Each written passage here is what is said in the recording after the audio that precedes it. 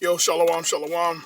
It's your brother Jeremiah. First and foremost, I want to give all praise, honor, and glory to the Most High God, Yahweh, Bahashem, Hamashiach, Yahushai. This is just a few minutes with the Peacemaker. I'm going to be going over a few days on charity, right? So that we can really get a good understanding of what charity is. So when I touch on the scriptures and I'm going to touch on KJV and NGNT, right? So that we can get a good understanding of what charity is. So I'll go to 1 Corinthians chapter 13, and I'm going to start at verse 2. It says, "And though I have the gift of prophecy and understand all mysteries and all knowledge, and though I have all faith so that I could remove mountains and have not charity, I am nothing." So he's saying that you could have all mysteries, you could have all prophecies, you could have all wisdom, you could have all faith, and if you don't have charity, it means nothing. It means it didn't count for nothing. Right? And he goes to further explain in verse 3. It says, "And though I bestow all goods to feed the poor," again, "and though I bestow all goods to feed the poor," because people think that charity is feeding the poor. That's part of it, but it's not all of it. And I'm going to further explain what charity is, and the Bible's going to further explain what charity is. So charity is not just giving food to the poor. It's not just giving money to somebody. That's not just charity. That's only part. That's like partial charity, right? Giving a gift is partial charity. So I'm gonna read it again, verse 3. "And though I bestow all goods to feed the poor, and though I give my body to be burned, and have not charity, it profiteth me nothing." So if you do all of that and you give yourself as a sacrifice and you don't have charity, it doesn't count. It doesn't profit you anything. It didn't count, right? I'm going to jump to verse 8. It says, "Charity never faileth, but whether there be prophecy, they shall fail." So it's telling you that there's going to come a point in time that prophecy is going to cease to exist. All prophecies are going to be fulfilled. It says, "Whether there be tongues, they shall all cease," because there's going to come a point in time to where everybody's going to, all these other tongues are going to stop, they're going to be all back to one tongue again, right? Like it was at the beginning. It says, they shall all cease. "Whether there be knowledge, it shall vanish away." Because when Yahushua comes, when the Most High God sends his son back, Christ is going to come and he's going to give us all the understanding that we need from Genesis to Revelations, probably even before Genesis. So he's going to give us everything. So there's not going to, we all have different understandings on different things now, but eventually Yahushua is going to correct all of that. So I'm going to jump to verse 13.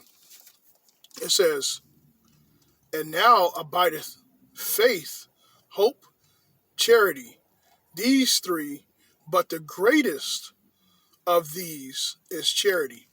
But the greatest of these is charity. So you have faith, you have hope, and you have charity. And he said the greatest of them is charity. And one of the things also people tend to leave out, which Lord willing, I get to do a lesson on hope. People leave out hope. They don't understand how important and how powerful hope actually is. Lord willing, I get to do a lesson on that. But this is about charity. And he said the greatest of those three, faith, hope, and charity, is charity. Right? So even though you give money to the poor, to the needy, and you feed the sick, he said, and you do it without charity, it means nothing. So that tells you right there that feeding the poor isn't necessarily charity. So I'm going to go into giving a better understanding in the book of Sirach, chapter 18 in the GNT. I had to write this down because I don't have my apocrypha with me and my phone is recording. But this is the book of Sirach 18 in the GNT, and it's titled Charity, right? So it says, "My child, when you help someone, don't reprimand him at the same time." So don't get on him. Don't badger that person. Don't make them feel worse when you help them. When you give them a gift, don't make them feel bad about you helping them, right? It says, my child, when you help someone, don't reprimand him at the same time. When you make a gift, don't say anything that hurts.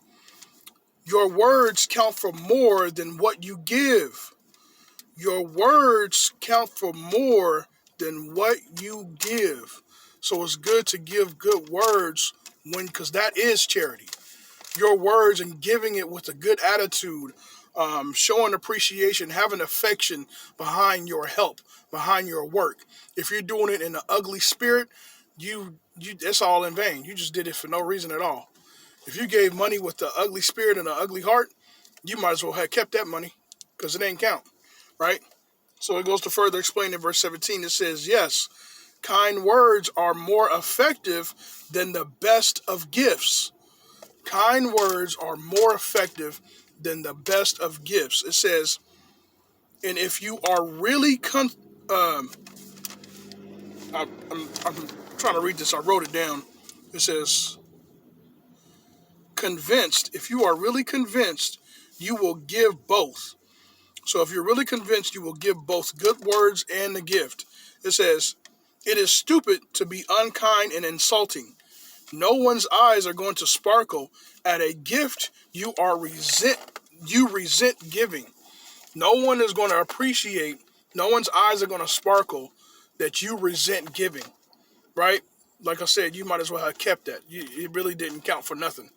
So that's what charity is. People misunderstand charity and they think it's just doing good. But you have to do it with a good spirit. You have to do it with a good heart. And that's where the fruit of the spirit comes in. When you have the fruit of the spirit, that's what you're supposed to be acting in all the time, which is affection, patience, kind, loving. You're supposed to have that type of, even when you do lessons. If you do a lesson, a video lesson, and you do it with an ugly heart, or you do it with, here, the lesson is out there. I did it. Here, shoot. When you have that type of attitude, it didn't count for nothing. You put all that work into nothing, for no reason. So affection, a good spirit, that is charity. Whatever you do it in charity, which is actually another scripture. But I'm going to take these one step at a time. So right now, this first lesson is just based off of knowing what charity is. So when we hit and touch on other verses of charity, you get a good understanding of what the Bible is actually talking about. So again, charity is doing something with a good spirit, affection, having a good feeling about what you're doing. And again, good if you're really considerate, do both. Good words and a gift, right? So with that, man, Lord willing, y'all were edified. Y'all got some understanding, and this brings you a level of peace. This is just a few minutes with the Peacemaker, and I'm going to give all praise, honor, and glory to the Most High God, Yahweh, by Hashem HaMashiach Yahushua. Shalom.